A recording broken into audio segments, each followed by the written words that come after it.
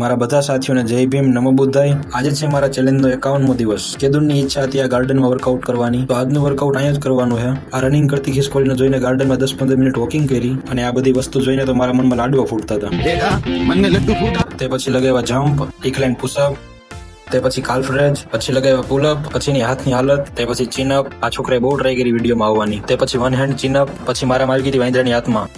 Workout પૂરું કરી પાણી પીધું, એક સફરજન ખાધું, માર્કેટે જે ફ્રૂટ લીધા, ડાયટ પૂરી થઈ ગઈ તો ડાયટ લીધી, પછી રૂમે આવીને પેટ પૂજા કરી, પછી હું ગયો તો સુઈ, વિડીયો એડિટ કરી હું તૈયાર થયો બીજા વર્કઆઉટ માટે। તડકો બહુ છે પણ કાંઈ વાંધો નહીં। ગ્રાઉન્ડે આવી કરી 10 મિનિટ રનિંગ, પછી લગાવી નાની નાની સ્પ્રિન્ટ, પછી મારી 100 બેઠક, પાણી પીને રૂમે આવીને 100 ડમ્બલ માર્યા પહેલવાણી સ્ટાઇલમાં, તે પછી શોલ્ડર પ્રેસ, પછી માર્યા પુલઅપ, નાઈ ધોઈને કરી ફોરઆર્મની કસરત। વર્કઆઉટ પછીનું પંપ તમે જોઈ શકો છો, આ છે આજનો ફોટો। પછી ક્રેટીન પીને જામફળ ખાધું, એકલા તો કઈ ખવાય નહીં, વાત તો સહી છે।